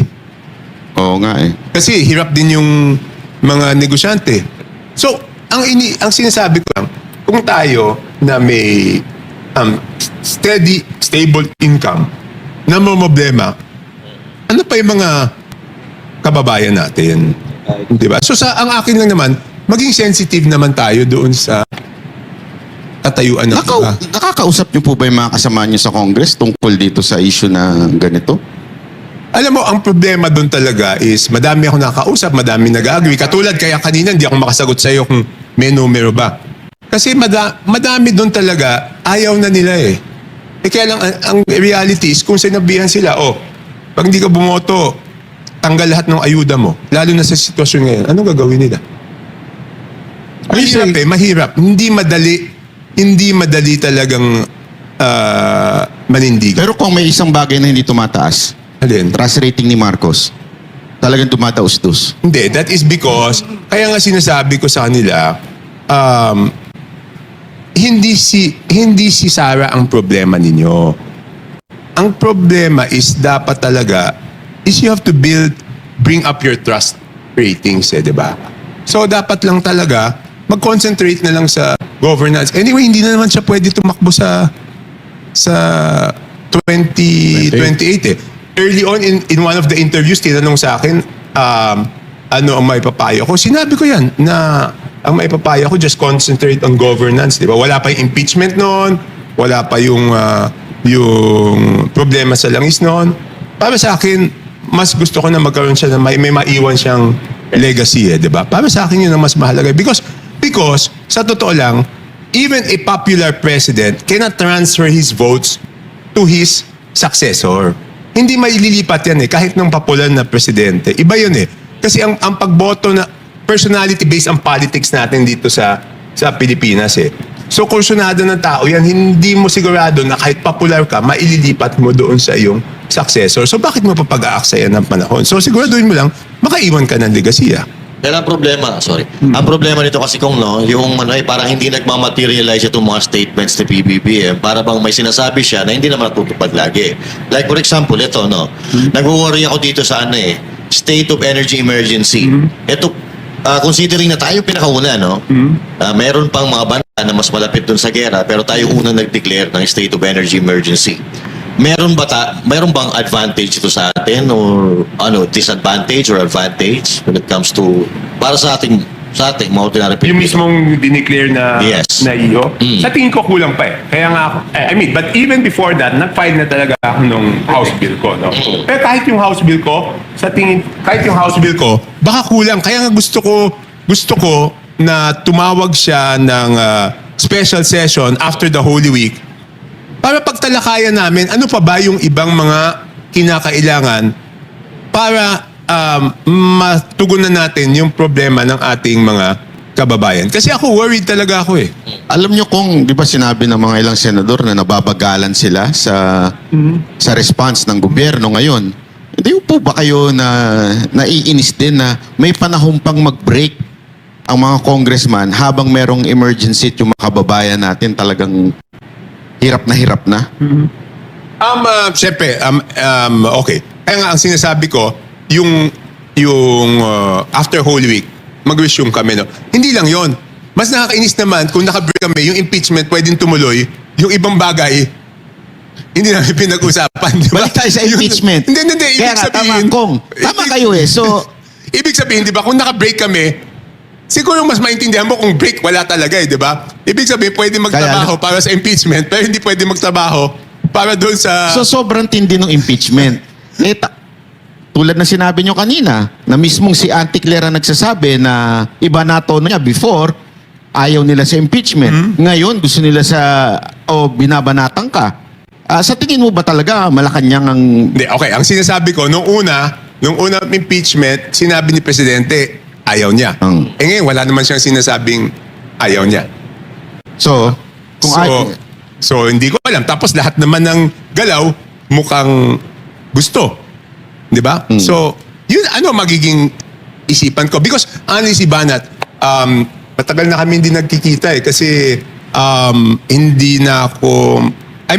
mas mabuti siguro hindi mo na kami magkausap kasi ang hirap siyempre kahit papaano, presidente yon, di ba? Tapos baka naman may maikwento tapos may ibang pinagkwentuhan sa dami na naninira sa akin doon, baka akong papagbintangan, di ba? So mas mabuti ng... So, sa tingin nyo talaga, mukhang presidente may gustong pa-impeach. Ako, my feeling now is baka nakumbinsi na siya. Yun ang feeling ko. Kasi it's too powerful Hindi, ang feeling ko I'm very straightforward, di ba? Baka nakumbinsi na siya because wala naman siya sinasabing ayaw niya. Di ba? Unlike the first time na sinabi talaga niya, hindi napapanahon yan. Pero akin, kung hindi napapanahon nung una, siguro ngayon mas may crisis Di ba? I'm not using it as an excuse. Again, sasabihin ko, hindi dahil dinidepensa ko si BP, hindi po ako in fact, there are some issues na hindi ako totally agree doon sa stand ni VP. For example, yung stand sa West Philippine Sea, hindi naman ako totally agree doon sa stand niya do. So hindi ako, sa akin lang talaga, sa tingin ko, na hindi to tama. Tsaka kung isinantabi namin because walang substance yung KBBM, dapat we apply the same standards. Pero wala na tayong magawa, pinagbotohan na ng komitiyan. So katulad niyang kung ang Kamara ay mag-break na. Break kami the previous week. 19. So 19. tapos tuloy-tuloy pa rin ng impeachment. Wala po bang kakayanan si Pangulong Bongbong Marcos para patigil niya yan? Dahil Pwede niyang actually, siyempre supposedly may separation of Powers. sa di ba? madaling salita kung mas Hindi, mahalaga pero ba? pwede namang pakiusapan yung mga kakampi sa House kung gusto. Di ba? Pwede naman eh. Halimbawa, sabihin ng Pangulo na tigil nyo yung usapang sa impeachment, doon muna tayo sa krisis. Hindi, pwede yun. Tapos hindi pa rin sinunod ng mga... Wala ho bang magagawa si Pangulong Bongbong doon? I mean, technically, legally, wala siyang magagawa. Pero kakampi mo yung mga yon, dapat out of respect. Oo. Kasi parang di mo nirespeto. Sa madaling salita, parang wala talaga si sinabing itigil. Kasi he can do that. Hindi nga, di ba, sabi ko nga sa inyo, base doon sa galaw sa House, at the fact, okay, ganito lang, maliwanag. By the mere fact na inauthorize ng Speaker at ng Majority Leader na ituloy yung impeachment, alam nga naman kontra yun sa gusto ng Malacanang, di ba? Speaker na yun, tsaka Majority Leader. Hindi kaya dahil may rules na they have to do it in a certain... Hindi, ang tagal nun, Banat. 60 session days yun. 60 session days. So So, 60 days pwede. 60 session days. So pwede talagang ituloy after. So 60 session days is 60 divided by 3 session days per week. 20 weeks yun. 5 buwan. So nakabalik na talaga ang ano nun. Pwede. So 60 tama ba? 60 divided by 3, 20. 20 divided by 4. Tama, 5 weeks. 5 months. 5 months ang sinasabi ng Constitution doon. Kasi dati kong, no? So parang minamadali. Yun ang... sa tingin nyo ba minamadali? Ang tingin ko, hindi minamadali. Ang tingin ko, Tinatabunan? hindi. Pangtabon? Hindi kasi, di ba, ang tingin ko, gusto nilang gamitin niya na venue Para babuyin. para maglabas ng mga ebidensya, kung ano-ano. Di ba sabi nga nila, mini trial, tapos binawi rin, sila rin mismo nagbawi na hindi mini trial. So gagamitin yun sa tingin ko, gagamitin yun na venue para Siraan. Yun ang tingin ko. So, ibig Sa akin, sabihin, but again, makikinig ako sa lahat ng ebidensya. At kung later on mapatunayan sila, hindi. Wala tayong magagawa. Hindi ba? so ibig sabihin, gusto rin ni Pangulong Bongbong Marcos. Kasi kung matatanda natin, si PRRD, during the Lenny Robredo time, sinabi niya ayaw niya. Tigil silang lahat. So, ibig sabihin, gusto talaga. Parang pabor din. Hindi, by the mere fact nga na yung speaker at saka yung majority leader, na may majority leader naman, anak ng presidente, na inauthorize na magtuloy-tuloy, okay. Para sa akin, okay lang kasi ako rin naman ang request ko magtuloy-tuloy. Yes. Ang difference lang, yung akin, magtuloy-tuloy para ma-resolbahan kaagad para harapin yung crisis. Yes. Yung sa kanila, magtuloy-tuloy lang. Para pabagsak niya si... Baka ganun yung ratings. Pero question lang totoo ba yung dalawang 2 million na pabaon bago magbakasyon? Hindi pa baon yun. Ano yun? Yun yung MOOE ulit. Okay. MOOE. Di ba inamin ko naman na meron talagang MOOE Break. Pag-break. pag-break eh. Oh. Bakit ganun? Paki-explain nga sa amin. Bakit Okay. may MOOE pagka magbabakasyon? Ano? Kasi parang ganun ang dating nun eh. O magbabakasyon kayo. Ito. Hindi, okay. Ito Sarap, no? MOOE. Okay, ako Parang- ganito Okay, ako sasabihin ko, saan ko ginastos yung MOOE ko? Lahat ng graduations namin, uso na ngayon yung LED wall eh. Hindi naman kaya ng eskwelahan na magbayad ng LED wall. Hindi naman kaya ng LGU. So doon napunta. Ako yung naggastos ng LED wall ng lahat ng elementary tsaka high school graduations. No? So ilan yun? 20... Pero kung every time magbabakasyon, laging may ganun? Every time magbe-break. Magbe-break pala. Ang okay. Pero, liwanagin ko ba noong first time ko pumasok sa Congress, 2010, meron na rin yan. So, hindi siya bago. So, first time ko pumasok sa Congress, meron na rin yan. Na break MOOE. Additional MOOE. Kasi meron naman kaming MOOE every month, di ba? Ang sweldo namin is, let's say, almost 300, tapos less than 300, tapos meron yan MOOE less than 700,000. Kasi di ba yung mga district office, district expenses, lahat yun, doon ginagastos. Ang philosophy nun, tinanong ko yan nung unang term ko, bakit may ganyan pag-break? Kasi ang sinasabi nila, yung mas nahandun ka sa distrito pag break eh.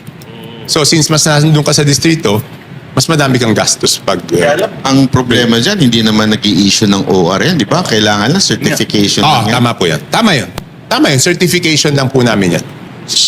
Sa tingin niyo po ba hindi kailangan na bagong batas tungkol dito? Kasi parang ang Kasi sa dating tingin talaga ko, nito. COA, ano yan eh, COA regulation. Kung sinabi ng COA, now we will have to liquidate all.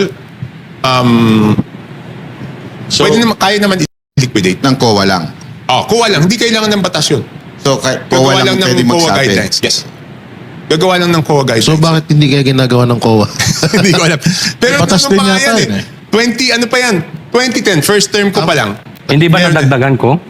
O dumami, Alin? dumalas yung... Mas malaki na yun. Hindi. Ano lang talaga pag break. Consistent. Lumaki lang yung amount because of inflation. Parang, hindi ko alam kung no first term ko is 200 o 300. So sa isang yata. taon, ilang breaks kayo? Apat. So dati, ganun din. Dapat din. Apat. Every time mag-break, meron yan. Pero kung isang suggestion ng ibang tao, di ba yung supposedly yung mga ayuda, bakit sa congressman, ba't hindi dun sa... ngayon, hindi na pwede.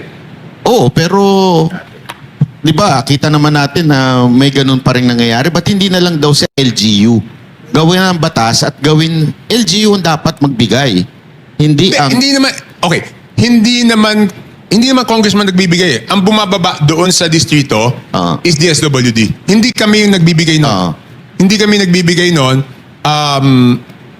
Bumaba, kunyari, yung AIX, yung AKAP, ang bumababa doon is yung DSWD. Pagtupad, ang pupunta doon is yung DOLE. So hindi yun, Pero tama kay Jangkong, pero nagagamit pa rin po ito sa politika. Dahil nga, di ba, kaya nga pumirma yung iba dahil dyan, sa issue na yan. Hindi. Kaya pumirma iba kasi puputulin. Oo. So pag puputulin, wala na yung constituents mo.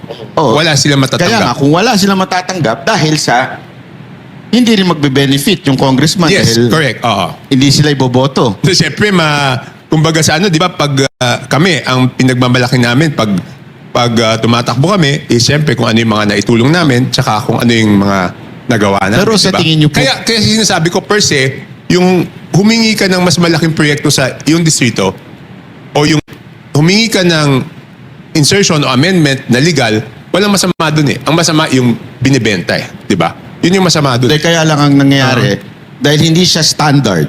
Ibig sabihin, Tama. so depende kung sino yung trip nung Yes, correct. speaker o ng presidente.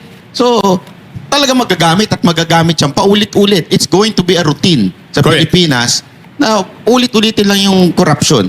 We're not talking about one administration dito eh. Kaya nga hindi po ba sa tingin nyo tama na dapat magkaroon na lang ng standard o lahat ng ano, ito, ganito. Pwede. Mas maganda yun. Para at least, hindi siya magamit. Protektado ka na, hindi ka... hindi pa pwedeng... Isway yung ano mo, yung opinion mo, o yung Hindi pa boto pwedeng mo. i-withhold. Tama. Sige. Gong, may iba ako kasi kanina sinasabi nyo, mabagal yung galaw ng gobyerno. Ganun yung... sagutin ko muna siya. Ganun naman yung intention nila Sec Bonoan tsaka ni Yusek Kati nung una nilang ginawa yung BBM parametric formula. Dati kasi, walang minimum NEP eh. Ngayon lang ako bumalik na may minimum NEP. So alam mo kung ano yung NEP mo for the next 3 years. Dati kasi walang minimum yan eh. Di mo alam kung ano. Yan ang banatero, walang inuurungan. Pag tama palakpakan, pag mali ay babanatan. Yan ang banateros, boses ng ordinaryong Pilipino. Banateros ay walang makakaawan, walang inuurungan. Banatero